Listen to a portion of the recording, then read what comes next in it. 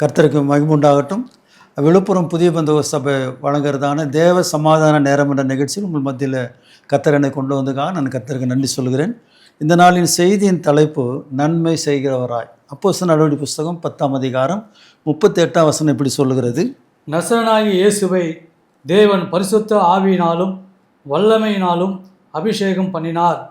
தேவன் அவருடைய கூட இருந்தபடினாலே அவர் நன்மை செய்கிறவராயும் பிசாசின் வல்லமையில் அகப்பட்ட யாவரையும் குணமாக்குவராயும் சுற்றித் திரிந்தார். கர்த்தருக்கு மகிமை உண்டாகட்டும். அவர் நன்மை செய்கிறவராயும் பிசாசின் பிடியில் அகப்பட்ட யாவரையும் குணமாக்குறவராயும் சுற்றி திரிந்தார். கர்த்தருக்கு மகிமை உண்டாகட்டும். இந்த வசனம் சொல்கிறது சங்கீத புஸ்தகம் 14ஆம் அதிகாரம் 3ஆம் வசனம் சொல்கிறது: எல்லாரும் வழி விலகி ஏகமாய் கெட்டு போனார்கள். எல்லாரும் வழி விலகி ஏகமாய் கெட்டு போனார்கள். நன்மை செய்கிறவன் இல்லை, நன்மை செய்கிறவன் இல்லை, ஒருவனாகிலும் இல்லை. ஆமன். ஒருவனாயிரம் நான் நல்லது செய்கிறேன் இன்னைக்கு தம்பட்டை அடிச்சுட்டு மேடை போட்டு ஊரெல்லாம் கூட்டி என்னென்னவோ சொல்லிட்டு இருக்கிறாங்க. வசனம் சொல்லுகிறது நன்மை செய்கிறவன் ஒருவனாகிலும் இல்லை. எல்லாரும் வழி விலகி, வசனம் அப்படி தான் சொல்லு, ஏகமாய் கெட்டு போனார்கள். ஏசாயாவில் சொல்லப்பட்டு. ஆகவே இந்த நன்மை செய்ய வேண்டுமானால் அந்த நன்மை உண்டாக்குற இயேசு கிறிஸ்து நமக்குள்ளே இருக்க வேண்டும். கர்த்தருக்கு மகிமை உண்டாகட்டும். நான் நல்லது செய்யணும்னு சொன்னால் நல்லவராக இயேசு எனக்குள்ளே இருக்கணும். நான் நல்லது செய்யணும்னா யார் எனக்குள்ளே இருக்கணும்? நல்லவராகி இயேசு எனக்குள்ளே இருக்கணும். பிசாசு எனக்குள்ளே இருந்தால் அவன் சாத்தானுடைய கிரியை தான் என்னால் செய்ய முடியும். யார் நமக்குள்ளே இருக்கிறார்களோ அவர்கள் அந்த காரியம் தான் நம்மளால் செய்ய முடியும். கர்த்தருக்கு மகிமை உண்டாகட்டும். ஆகவே இந்த வசனம் சொல்லுகிறது, அப்போஸ்தலர் நடவடிக்கை 10ஆம் அதிகாரம் 38ஆம் வசனத்தில் முதல் காரியம், இயேசுவை தேவன் பரிசுத்த ஆவியினாலும் வல்லமையினாலும் அபிஷேகம் செய்தார். கர்த்தருக்கு மகிமை உண்டாகட்டும். தேவன் இயேசுவை பரிசுத்த ஆவியினாலும் வல்லமையினாலும் அபிஷேகம் செய்தார். கர்த்தருக்கு மகிமை உண்டாகட்டும். இன்றைக்கு அபிஷேகம் பெற்றிருக்கிற கர்த்தருடைய பிள்ளைகளாகிய நாம் நன்மை செய்கிறோமா? தீமை செய்யாதிருந்தாவே நன்மை செய்கிறதுக்கு சமமாகிடும். அதான் வசனத்தில் நாம் பார்க்கிறோம், நான் நல்லது செய்கிறேன் ஆனால் என்னால் செய்ய முடியும். நான் நல்லது செய்ய நினைக்கிறேன் ஆனால் என்னால் செய்ய முடியல. ஏன்னு சொன்னால் பவுல் சொல்கிறார், நான் நல்லது செய்ய நினைக்கிறேன் ஆனால் என்னால் நன்மை செய்ய முடியல. ஏன்னு சொன்னால் நான் விரும்பாத காரியத்தையே நான் செய்கிறேன். அது நான் இல்லை, எனக்குள்ளே இருக்கிற பாவமே அப்படி செய்கிறேன்னு சொல்கிறார். ஆகவே இந்த இயேசு கிறிஸ்து நன்மை செய்வதாக சுற்றி திரிந்தது காரணம் தேவன் அவருடனே கூட இருந்தார். முக்கியமான காரியம், தேவன் அவருடனே கூட இருந்தபடினாலே. அது அப்படி தான் வசனம் சொல்லு, அவருடனே கூட இருந்தபடினாலே. அதுக்கு முன்னாடி வசனம் சொல்கிறது, நசரனாகிய இயேசுவை தேவன் பரிசுத்த ஆவினாலும் வல்லமையினாலும் அபிஷேகம் பண்ணினார். கர்த்தருக்கு மகிமை உண்டாகட்டும். அவர் பரிசுத்த ஆவினாலே உற்பத்தி ஆகி பிறந்தவர். இயேசு பரிசுத்த ஆவினாலே உற்பத்தி ஆனவர். ஆனால் அவர் ஞானஸ்நானம் எடுத்த பிறகு பரிசுத்த ஆவியானவர் வெளியரங்கமாக புறாவை போல என்ன செய்கிறாரு, அவர் மேலே வந்து இறங்கினதை நாம் பார்க்குறோம். கர்த்தருக்கு மகிமை. அந்த வசனம் தான், நசரனாகிய இயேசுவை தேவன் பரிசுத்த ஆவினாலும் வல்லமையினாலும் அபிஷேகம் பண்ணினார். இந்த அபிஷேகமும் வல்லமையும் தான் ஆண்டவராக இயேசு நன்மை செய்ய வழி உண்டாக்குனது. அது மட்டும் இல்லாமல் தேவன் அவருடனே கூட இருந்தபடினால். முக்கிய வார்த்தைகளை போதும். இன்றைக்கி நிறைய பேர், ரொம்ப பேர் பிரசங்கம் பண்ணுவாங்க, 100 வசனம் சொல்லணும்னு நினைப்பாங்க. அதிகமாக, அதாவது அகலமாக உழுறதை காட்டிலும் ஆழமாக உழுறது நல்லதுன்னு சொல்லுவாங்க. அதனால் நமக்கு கர்த்தர் கொடுத்த வசனங்கள், வார்த்தைகள், அதில் இருக்கிற செய்திகள் சொன்னாவே நமக்கு போதுமானது. கர்த்தருக்கு மகிமை உண்டு. இந்த வசனம் அப்படி தான் சொல்கிறது, நசரனாகிய இயேசுவை தேவன் பரிசுத்த ஆவினாலும் வல்லமையினாலும் அபிஷேகம் பண்ணினார். தேவன் அவருடனே கூட இருந்தபடினால். கர்த்தருக்கு ஸ்தோத்திரம். நம்மோடு கூட ஆண்டவர் இருப்பாரானால் மட்டும்தான் நம்மளால் நன்மை செய்ய முடியும். இல்லை நம்ம ஊரை சுற்றி வர வேண்டியதுதான். ஆண்டவர் இயேசு கிறிஸ்து எப்படி என்ன செய்தாராம்? சுற்றி திரிந்தார். வசனம் சொல்லுது, பிசாசின் வல்லமை, நன்மை செய்கிறவராயும் பிசாசின் வல்லமையில் அகப்பட்ட யாவரையும் குணமாக்குறவராயும் சுற்றி திரிந்தார். ஆகவே ஆண்டவராக இயேசு கூட சுற்றி திரிந்தார். இன்னொரு ஆளை சுற்றி திரிகிறோம். யோபு புஸ்தகத்தில் பார்க்குறோம். அவர் யாருன்னு சொன்னால் பிசாசு என்ன செய்கிறான்? சுற்றி திரிகிறோம். இன்னும் வசனத்தில் நாம் பார்க்கும்போது எவனை விடுங்கலாமோ என்று சொல்லி என்ன செய்கிறானா? வகை தேடி சுற்றி திரிகிறான். கர்த்தருக்கு ஸ்தோத்திரம். அந்த யோபு புஸ்தகத்தில் அப்படி தான் நாம் பார்க்குறோம். அவர் எல்லா இடத்திலும் சுற்றி திரிந்து ஆண்டுகிட்ட கேள்வி கேட்குறான். அது யோபு புஸ்தகத்தில் நாம் பார்க்கும்போது அப்படி பார்க்குறோம். கர்த்தருக்கு ஸ்தோத்திரம். அவர் எல்லா இடங்களிலும் இந்த பிசாசு சுற்றி திரிந்து வருகிறான். இங்கே யார்கிட்ட நம்ம போனால் நம்முடைய காரியம் நடக்குன்னு சொல்லி திரிந்து வருகிறான். அந்த யோபுடத்தில் யோபு குற்றஞ்சாட்டும்படி வருகிறான். கர்த்தருக்கு ஸ்தோத்திரம். அந்த யோபு குற்றஞ்சாட்டும்படி வருகிறான். யோபு புஸ்தகத்தில் நாம் பார்க்கும்போது ஆண்டவர் சொல்லுகிறார், உத்தமனும் சன்மார்க்கமும் தீமை விட்டு விலகுறமான யோபு மாதிரி ஒரு மனுஷன் என்னை பார்த்தியான்னு கேட்குறார். அவன் என்னை சேவிக்கிறதுல ரொம்ப மிகவும் உண்மையாக இருக்கிறான்னு சொல்கிறார். ஆனால் சாத்தான் சொல்கிறான், உண்மையாக வாசிங்க ஐயா. கர்த்தர் சாத்தானை பார்த்து, அவன் நீ எங்கே இருந்து வருகிறாய் என்றார்.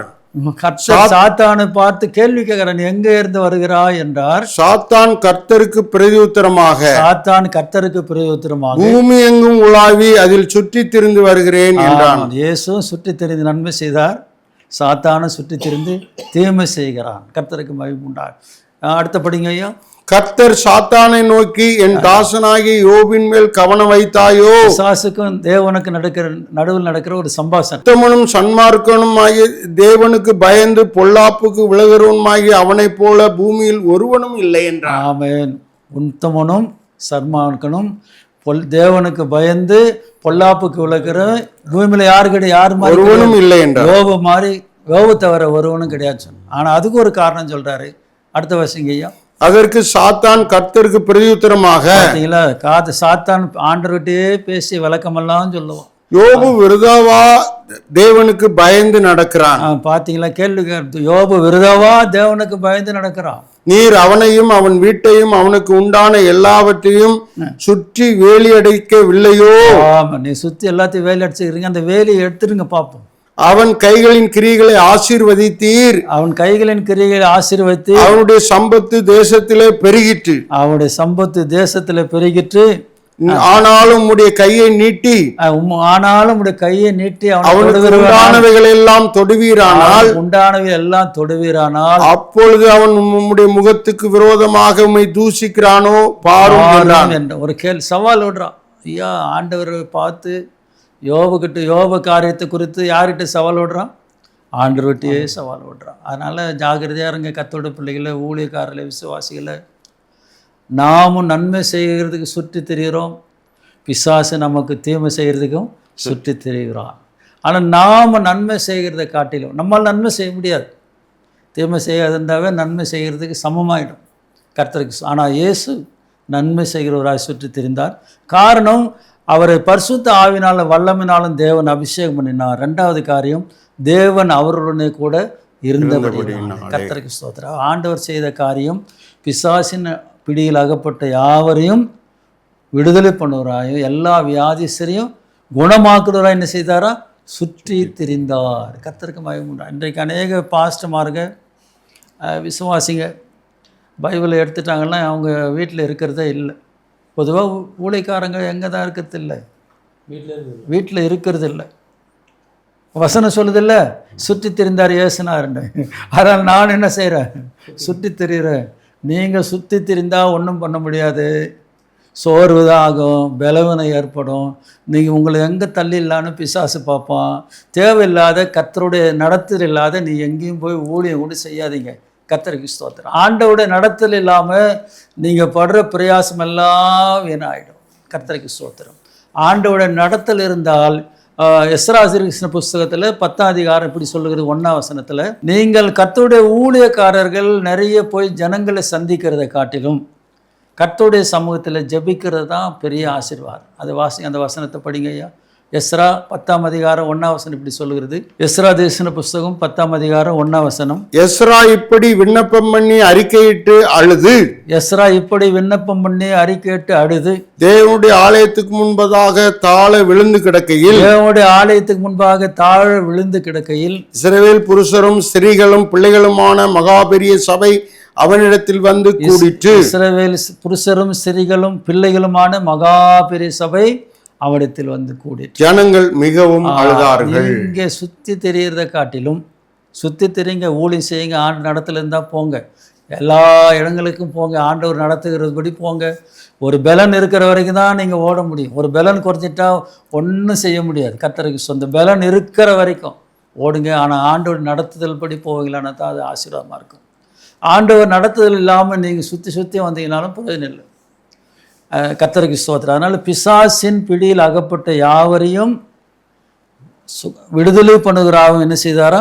பிசாசின் வல்லமையில் அகப்பட்ட யாவரையும் குணமாக்குகிறாய். இப்போ பிசாசின் வல்லமையில் அகப்பட்ட விடுதலை தான் பண்ணணும், குணமாக்குறன்னு சொல்லிக்க வசனம்.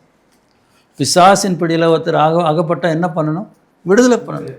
ஒருத்தர் ஜெயிலுக்கு கொண்டு போயிட்டா ரிலீஸ் பண்ணி விடுதலை பண்ணி கொண்டு வரணும். அவருக்கு சுகமாகணும்னா அது தப்பான காரியமாக இருக்கு தெரியல. ஆனால் இங்கே வசனம் சொல்கிறது, பிசாசின் வல்லமையில் அகப்பட்ட யாவரையும் குணமாக்குறவராயும் சுற்றி திரிந்தார். அப்போ பிசாசின் வல்லமையில் ஆகப்பட்டவர்களுக்கு சுகம் இல்லை, பலவீனம் இருக்கிறது. அவர்களால் அந்த பிசாசின் பிடியிலிருந்து வெளியே வர முடியாத சூழ்நிலை இருக்கிறார்கள். அவர்களை முதலாவது கர்த்தர் சுகமாக்கி அந்த பிசாசின் பிடியிலிருந்து கர்த்தர் அவர்களை விடுதலை பண்ணுகிறார். கர்த்தருக்கு ஸ்தோத்திரம். 3 காரியத்தை ஞாபகப்படுத்துகிறேன். எப்படி ஆண்டவராக இயேசுவினால் நன்மை செய்ய முடிந்தது, எல்லாரையும் பிசாசின் பிடியிலிருந்து விடுதலை பண்ண முடிந்தது? முதல் காரியம், இயேசுவை தேவன் பரிசுத்த ஆவினாலும் வல்லமையினால் நிரப்பினார். 2வது காரியம், தேவன் அவரோடு கூட இருந்தார். கர்த்தருக்கு ஸ்தோத்திரம். 3 அதனால தான் பிசாசின் பிடியில் அகப்பட்ட யாவரையும் குணமாக்க நன்மை செய்கிறவராயும் பிசாசின் வல்லமையில் ஆகப்பட்ட யாவரையும் குணமாக்குறவராயும் சுற்றி திரிந்தார். இன்றைக்கு அபிஷேகம் பெற்றிருக்கிற நாம், அந்நிய பாஷை பேசுகிற நாம், வல்லமை பெற்ற நாம், தீர்க்கதரிசனம் சொல்கிற நாம், இன்றைக்கு என்ன காரியம் நம்மால் செய்ய முடியுது? நன்மை செய்ய முடியுதா? இன்றைக்கு நிறைய பாஸ்டர்மார்கள் செய்கிற காரியம், கூடையில் தான் மீன் பிடிக்கணும், கடலெல்லாம் மீன் பிடிக்கக்கூடாது, தெரியாது. யாராவது பிடிச்சி வச்சுருந்தா அந்த மீன் அள்ளிட்டு வந்துடலாம். இது திருடுத்தான். திருடர்கள் எங்கே போக முடியாதான்? பரலோகத்துக்கு போக முடியாது. பாஸ்டர்மார்களே கொஞ்சம் ஜாக்கிரதையாக இருங்க. ஆத்துமாக்களை திருடினாலும் திருடுத்தான், பணத்தை திருடினாலும் திருடுத்தான். திருடர்கள் எங்கே போக முடியாது? திருடர்கள் பரலோக ராஜ்யத்துக்கு போக முடியாது. ஆகவே நீங்கள் நன்மை செய்யுங்க. நன்மை செய்ய முடியலன்னா ஜெபம் பண்ணுங்க. நீங்கள் தீமை செய்யாதந்தாவே அது நன்மை செய்யறதுக்கு சமமாயிடும். ஆண்டு இந்த வார்த்தைகளை ஆசீர்வதிப்பாக நாம் ஜெபம் பண்ணணும். ஆண்டவரே, இந்த வார்த்தைகளுக்காக நன்றி செலுத்துகிறோம். இந்த பூமியில் நீர் வந்து ஆண்டவரே பரிசுத்த ஆவினால் வல்லமையினால் நிறைந்திருந்தனால, தேவன் உம்மோடு கூட இருந்தபடினால ஆண்டவரே சுகமாக்குறாய், விடுதலை பண்ணுகிறாயும், பிசாசின் பிடியிலாகப்பட்ட யாவரையும் குணமாக்குறாய் சுற்றி திரிந்தேன். நாங்கள் அப்படிப்பட்ட செயல்களை செய்யும்படி பரிசுத்த ஆவியானவர் எங்களுக்கு அனுகிரகம் பாராட்டு. இந்த செய்தியை பார்த்து கொண்டிருக்கிற மக்களை, குடும்பங்களை ஆசீர்வதி தொடர்ந்து நடத்தும். கனம் துதி மகிமெல்லாம் உமக்கு தருகிறோம். இயேசுவின் நாமத்தில் கேட்கிறோம் பிதாவே, ஆமென். கர்த்தர் உங்களை ஆசீர்வதிப்பாராக. ஸ்தோத்திரம். இயேசுவே என்னை பாருமே, எங்கும் துயர் தீருமே. இயேசுவே என்னை பாருமே, எங்கும் துயர் தீருமே. உள்ளம் நொந்து கண்ணீர் வடித்தேன், உள்ளம் நொந்து கண்ணீர் வடித்தேன். உம்மை அன்றி யாருமில்லை, உம்மை நம்பினேன். இயேசுவே என்னை பாருமே, எங்கும் துயர் தீருமே.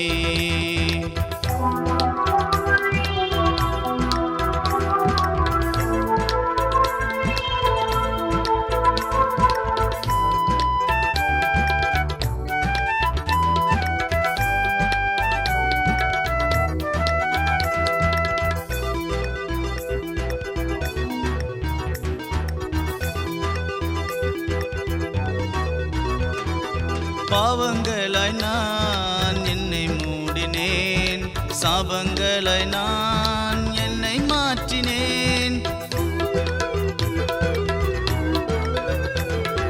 பாவங்களாய் நான் என்னை மூடினேன், சாபங்களாய் நான் என்னை மாற்றினேன்.